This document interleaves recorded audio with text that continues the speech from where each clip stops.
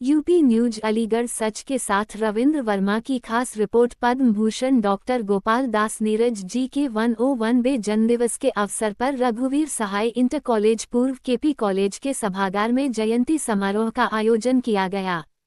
समारोह के प्रारंभ में नीरज जी के चित्र पर माल्यार्पण एवं पुष्पांजलि अर्पित करके उन्हें श्रद्धांजलि अर्पित की गई। समारोह के विशिष्ट अतिथि हिंदुस्तान के सुविख्यात एवं लोकप्रिय कवि और गीतकार डॉक्टर विष्णु सक्सेना ने कहा कि नीरज जी से हमें मंच की प्राथमिक चीजें जैसे मंच पर बैठने का सलीका आदि सब सीखने को मिला।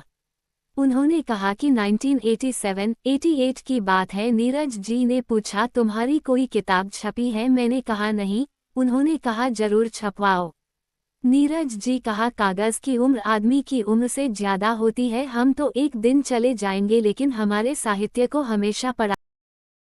क्या नाम है वो सर, किस तरह कार्यक्रम? अशोक सक्सेना और मेरे बराबर शिक्षा प्रबंधक, मैं यहाँ अध्यक्ष हूँ।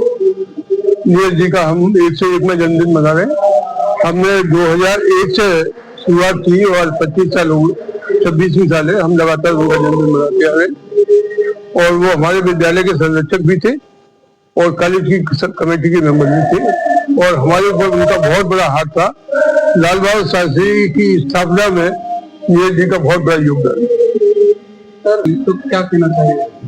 पद्मश्री पद्म भूषण उनको तो भारत रत्न मिलना चाहिए था। ये दोनों भी उनके लिए बहुत छोटे हैं।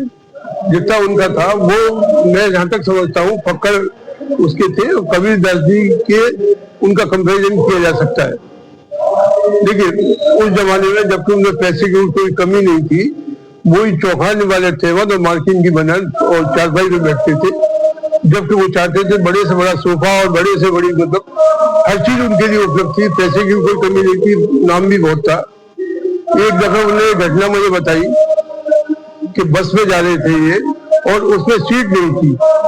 हरवंश बच्चन ने इनको अपनी गोदी में बिठा लिया तो उन्होंने कहा था, आप मुझे भाई तुम्हें आशीर्वाद देता हूँ, यही आशीर्वाद दो मुझे कि आज से ज्यादा मेरा नाम हो।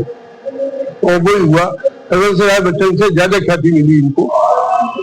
नीचे से उनके प्रेरणा मिलती है। वो नीचे से ऊपर उठे, छलांग लगाकर वो कभी नहीं बने।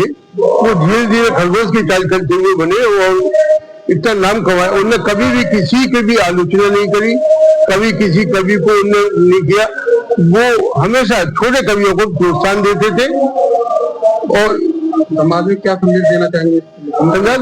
चाहिए ये तो सब धर्म में थे, न हिंदू मुसलमान, कायस ब्राह्मण, किसी को भी आदमी को आदमी मानते थे। उनकी एक कविता बहुत सी है कि गुनाह हर बार करता हूँ, आदमी से प्यार करता हूँ।